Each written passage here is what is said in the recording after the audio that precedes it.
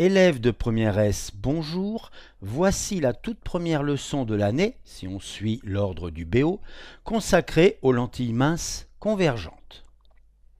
BO, pour ceux qui ne le savent pas, en réalité BOEN, Bulletin officiel de l'éducation nationale, c'est là que l'on définit précisément ce que doit savoir et savoir faire un élève de première S.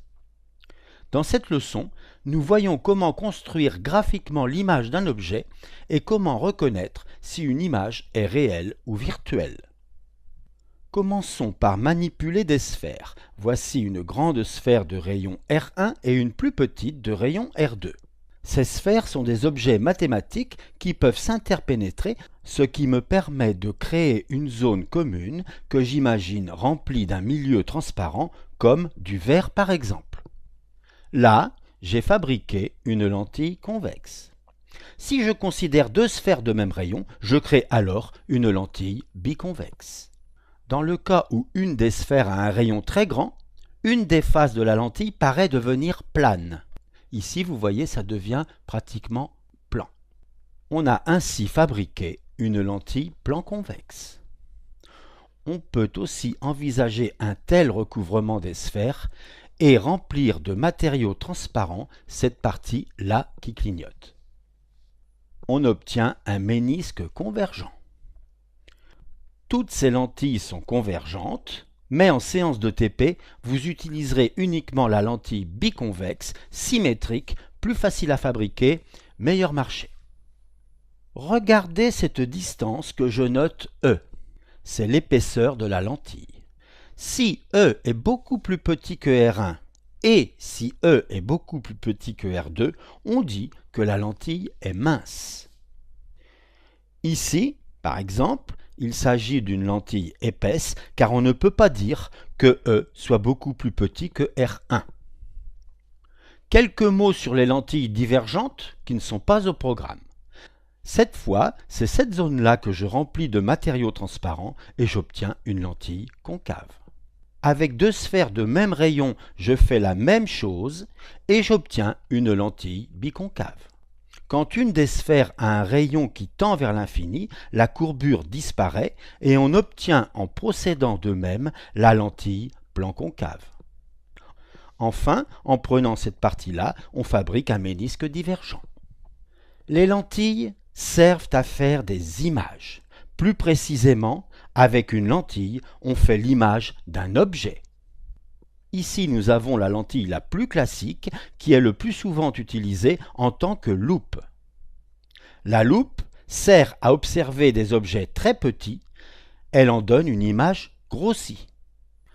À l'intérieur de l'œil, on trouve une lentille qui s'appelle le cristallin. Quand nous regardons un objet, le cristallin en forme une image sur la rétine qui joue le rôle d'écran. L'appareil photo fabrique l'image de l'objet que je photographie. Même chose pour la caméra qui prend plusieurs photos par seconde. Cet appareil permet d'obtenir sur un écran l'image de l'objet posé sur la plateforme qui est ici. Version plus moderne, ce vidéoprojecteur forme sur un écran l'image d'un objet créé informatiquement. Dans tous ces exemples, la lentille donne une image virtuelle des objets observés. Pour l'instant, retenez qu'une image virtuelle ne peut pas être obtenue sur un écran. Les gouttes de rosée sont des lentilles épaisses, le milieu transparent étant l'eau. Les bulles d'air sont aussi des lentilles épaisses. L'air en est le milieu transparent. Pour modéliser une lentille convergente, on commence par utiliser une double flèche qui est cohérente avec sa forme, puis un axe perpendiculaire appelé axe principal car très important. Nous ferons toujours arriver la lumière depuis la gauche et nous orienterons positivement l'axe principal selon le sens de parcours de la lumière. Le point d'intersection entre l'axe et la lentille est le centre optique, noté O.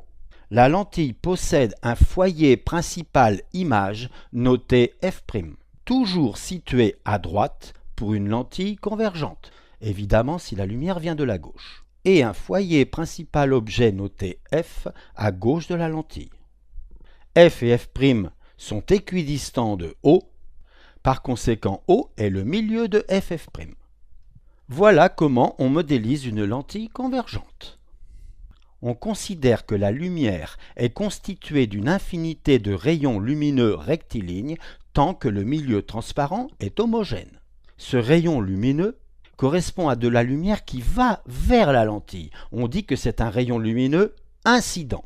Je ne sais pas où ira ce rayon après avoir traversé la lentille. De même, ce rayon qui vient de traverser la lentille et donc qui correspond à une lumière qui s'éloigne de la lentille, on dit que c'est un rayon émergent. Je ne sais pas comment était ce rayon avant de traverser la lentille. Étudions maintenant la marche de certains rayons lumineux particuliers, c'est-à-dire le chemin suivi par ces rayons. Premier rayon particulier, c'est le rayon incident qui passe par O, par le centre optique. Ce rayon n'est pas dévié. Il y a une infinité de rayons incidents passant par O, qui donc ne sont pas déviés. Tout rayon incident passant par le centre optique n'est pas dévié. Deuxième exemple de rayon particulier, un rayon incident parallèle à l'axe principal émerge en passant par le foyer principal image. Il y a une infinité de rayons incidents parallèles à l'axe principal qui donc émergent tous en passant par F'. Troisième cas de rayon particulier, le rayon incident passant par le foyer principal objet émerge parallèlement à l'axe principal. Il y a une infinité de tels rayons. Tout rayon incident passant par le foyer principal objet émerge parallèlement à l'axe principal. Maintenant que nous connaissons la marche de trois rayons particuliers, nous allons appliquer ceci pour construire l'image d'un objet. L'objet est représenté par une flèche. L'objet est constitué d'une infinité de points lumineux que je pourrais appeler des points lumineux objets. Parmi tous ces points, nous considérons les deux points extrêmes A et B. Et nous prendrons l'habitude d'appeler cet objet l'objet AB. Pour commencer, cherchons B', image de B à travers la lentille. Le point lumineux B émet de la lumière dans toutes les directions. Mais ce rayon lumineux-là ne m'intéresse pas car il ne passe pas à travers la lentille. C'est la même chose pour celui-là, puis celui-là, et ainsi de suite. Tous ces rayons ne m'intéressent pas. Il reste donc ces quatre-là. Eh bien, ces quatre-là ne m'intéressent pas non plus, parce qu'aucun de ces quatre rayons ne correspond au cas particulier que je viens de voir, et donc je ne sais pas où vont ces rayons après avoir traversé la lentille. Donc, je les abandonne et je vais donc maintenant utiliser les rayons lumineux dont je connais la marche, c'est-à-dire ceux qu'on vient de voir. Par exemple, le rayon lumineux incident issu de B est parallèle à l'axe principal, je sais qu'il émerge en passant par F'. Je sais aussi que le rayon lumineux issu de B et qui passe par le centre optique O n'est pas dévié. Ça y est, j'ai déjà la possibilité de déterminer la position de B'. B', c'est l'intersection des rayons émergents. Et donc, l'image, la voici. Je présume que l'image est représentée par cette flèche. On détermine l'image A' de A par extrapolation. Et enfin, l'image A'B' de l'objet AB. Je peux procéder exactement comme je viens de faire avec B pour obtenir B' avec ce point-là. Et j'obtiendrai une image ici. Si je prends ce point-là, j'obtiendrai une image là. Et par extrapolation, je vais ainsi trouver l'image A' de A. Et ainsi, l'image A'B' de AB. On peut également vérifier avec un troisième rayon que B' est bien l'image de B. Voilà. Maintenant, où va ce rayon lumineux qui n'est pas justement un rayon particulier dont je connais la marche? Eh bien maintenant, je peux savoir où il va. Il va en B'. Où va ce rayon lumineux? Il va en B'. Et ainsi de suite.